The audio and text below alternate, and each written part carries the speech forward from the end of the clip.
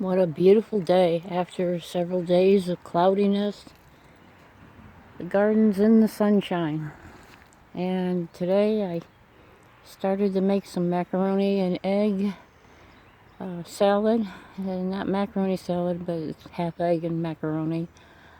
And that way we get the best of both, but not too much of one thing. And a little bit of protein. And we like to add a little minced veggies to give it flavor and extra nutrients. So we'll look at our celery stalk here, and I think I'm going to take a piece, and that'll be enough for the whole salad. Yeah, so we'll take that for our salad, and look at that.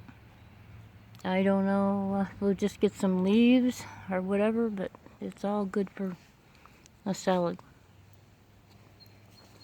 Every little bit helps.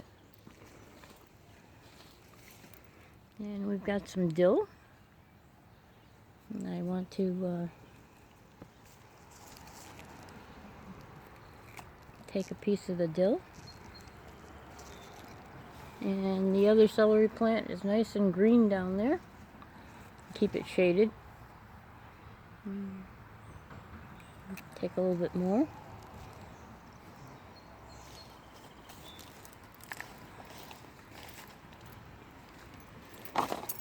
And the parsley, it's going to seed. I'm going to leave those alone. And I can reach down here and get some parsley. And this will all go in the salad. Looks like we got a potato over there that I didn't get out of the hole, uncovered with the rain. I tried to bunch potatoes together and hold them with some compost and new dirt. This weed we haven't identified yet. I think I know what it is. And we're going to take some more of the potatoes that started by themselves and put them in a nice hill. It poured the other day, so I'm going to water it a little bit and make them look a little bit better. And slowly the Swiss chard is finishing off. And we'll get seeds, and if I have to, I'll plant some even now for next year. So we'll see what happens. Hope you're having a nice sunny day too.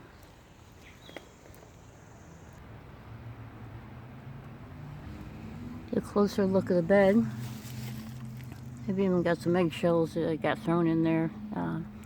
I usually chop them up or grind them and add them to the soil mixture, or you can add them to chicken feed, ground up so they're not identifiable. Or some people even put them in a ground up powder in a smoothie for the calcium, magnesium to add to their diet. Hey, it's free. Better than a landfill.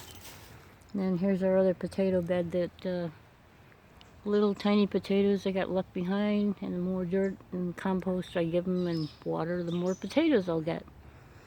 I usually do potatoes and that's rich with sand and straw on top, but different territory, different garden. So using what I got, and we're going to take the dirt from the part of the garden that's not being used because I didn't get out here earlier, and get these potatoes held up so we can get more from that.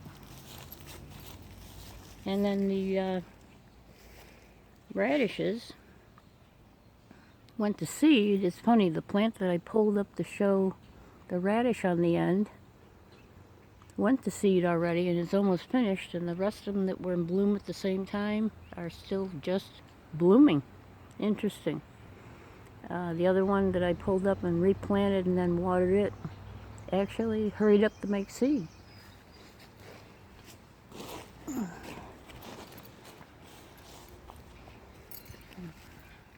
There's a radish still in bloom, and some of the other ones are.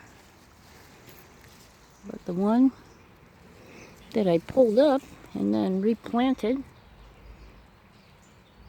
the seeds are almost ready. And there's bunches, dozens of them down there. Amazing. And our free raspberry plant is ready. And we can pick some raspberries for our cereal and milk this morning. Having a late breakfast. Trying to do some catch up, so making it an easy breakfast.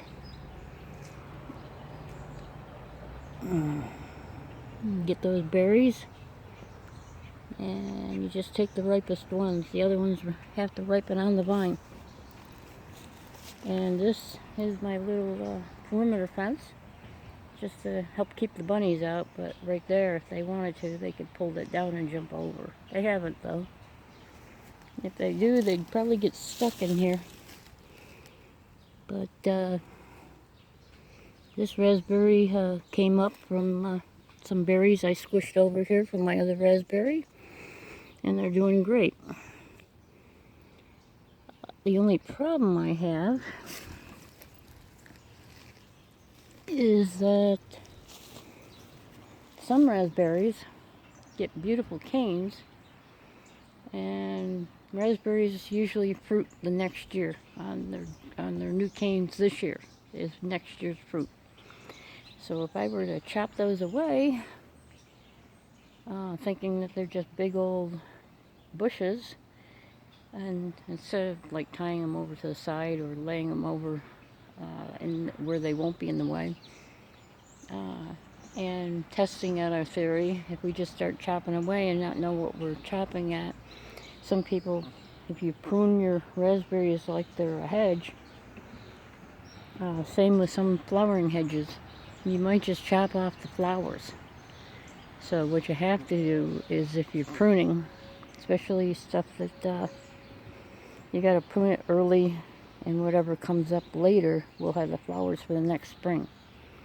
But if I wait late and start chopping stuff off in the fall, in the spring, chances are I'm cutting flowers away. So we also, to cover our propane tank, I trimmed a Rosa Sharon flat, like an espalier plant. So it's right against our edge of our property, but it makes it so tanks are not in the sunlight as much, and the neighbors don't have to look at them as much either. So they really like that. So and the lavender is still thriving on the side over here. I might collect some to put in my tea later. And we've got time, plenty of time. Wouldn't that be nice to really have plenty of time? And tomato plant. Let's see, looking for tomato. I thought there was a tomato on here. There was a nice size green. Here we go. There it is, hiding. Got a nice green tomato. After we transplanted them outside, most of the flowers fell off. It got really hot. And nowadays, if it doesn't rain in 2 days, even when you water, it's going to stress the plant because of the sun. So it came back very nicely, and it's got a lot of new flowers, but right now it's supporting one tomato. And inside the house, when we had it in the bedroom window, it was producing flowers like gangbusters, and even started growing a tomato. Figure that one out. No bees, but a tomato. So it must have got pollinated before I brought it into the house. So, and here is a little Rosa Sharon tree, and what I did was I took the branches off the bottom and left leaves so it can have energy to grow. Too many leaves off and it can't. So the lighter green part still has all its leaves, and just the brown and stem part I removed so that it doesn't bush. And that way, when it grows up in the garden, It can be a UV shade, and we keep it trimmed compact, and it'll have flowers, and it's at the edge here, so when it's like high noon, the plants will have a little bit of cover. And I can even, if I wanted to, trim it so that one branch up about 5 feet or near the top, because these don't get too awfully tall. It's like growing a lilac or an understory tree. And I could let the branch go out and connect it to another one and make like a trellis, and only let those branches have leaves and flowers, and anything that grows off of it so it doesn't get messy would be pinched or cut away. And that's called a spalliard, or in some cases, if it gets too fancy, it's topiary work. And if it's small, then it's bonsai work.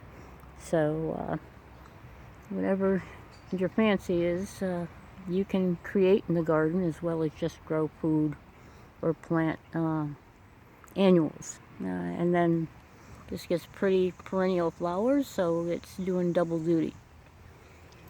So another thing to consider.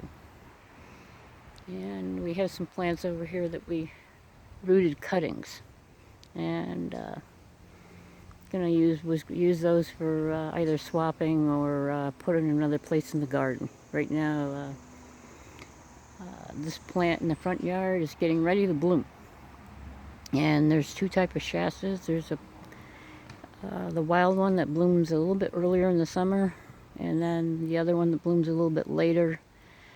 And this leaves are a little bit thicker, not waxy like southern plants, but more heat resistant, and gets lots of white daisy that lasts for quite a while. So it's always fun to experiment, take cuttings, make extras, so you can experiment. If some of them don't make it, at least you know. And right in the middle here is another tree, and we're going to trim that up so it doesn't get a bunch of sideways branches. We're going to let it stay as a stick and be a cover for the garden. So we'll leave that. Most people don't know what you're doing when they see things like that randomly and just figure, oh, that plant, it's not where I want it. But later, as they start to learn gardening, they go, gee, maybe I should have left that there. So if you're moving to a property, or you're planning on buying it, walk it, look at all the plants. If you're not sure, take pictures of them, ask questions. Maybe the person you're buying the land from knows something about the plants. Don't be afraid to ask. And start learning about the vegetation, because some of it's great for purposes, like some small branching plants grow rapidly, so a great way to get small sticks of wood to start fires or make a small fire, and it would be sustainable and it would grow back instead of having to pay somebody hundreds of dollars for a couple bundles of wood. Last I looked, driving up the highway, people are getting $75 for a box of wood that looks like a third of a cord. So price is going up. Last I looked at like a convenience store, there's like 3 chunks in a little piece in a bundle for about $5. It was 3 for a long time, now it's up to 5. And the $5 bundles used to be about a couple more logs in there. But this wire, we had beans growing on it last year, and morning glories. So the beans were for food, and morning glories were for to look at. And we didn't get there this year because recovering from jaw infection. So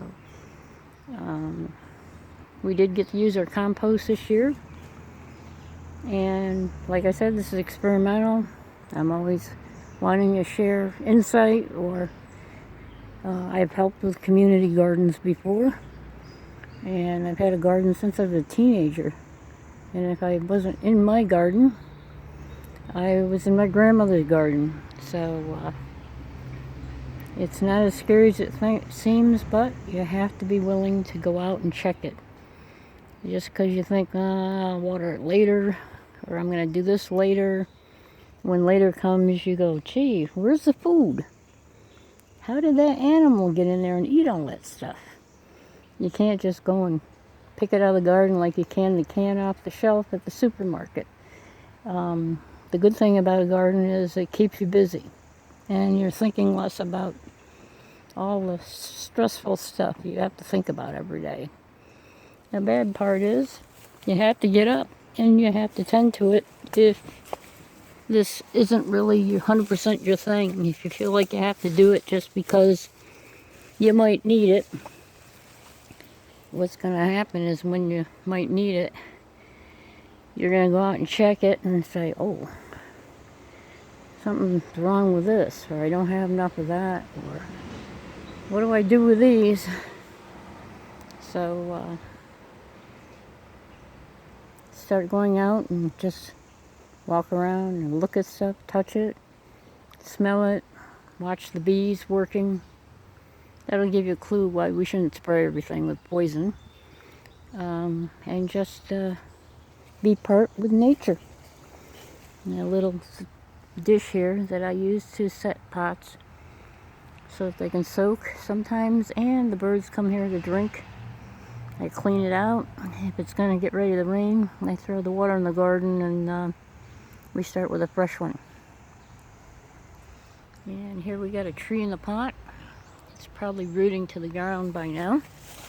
Let's give it a tug. Oh, no, I'm shocked. So, this plant, see the little stress spots on the top? Somebody might say, oh, that's a disease. Nope, that's UV. That plant is stressed out from the heat. So, I'm going to put it in there for a little bit, let it soak. See if it helps. And we got another one. Let me just stick it in there for now. And we try to keep these buckets rotated. We don't want to have larvae growing in them. And we don't have to waste bleach. So I have a bucket that I have with a lid on it. And if it's going to rain hard enough, I leave the bucket open. And these, I thought they were from my squished raspberries, which were supermarket berries. But what happens is they grew luxurious plants, but it's not really giving any fruit. This one, it grew these flower heads. And if somebody can tell me about this plant, will those bloom, or is that all it does? Make little floret heads, and maybe it's like a throwback from genetics from other crossbreeding. I don't know. It's an experiment. But I do know every place I put some berries here, I squish some on the ground. This one's got a red stem but green leaves. And it doesn't have any pods on it that look like flower pods like this one does. So I guess we'll have to see. So appreciate it. Please don't forget to leave a comment and say hello so I know you stopped in. And be safe if you can. Be aware, but don't be scared. I know it's hard. I try to turn it into likes and love when I can. And caring. You take care.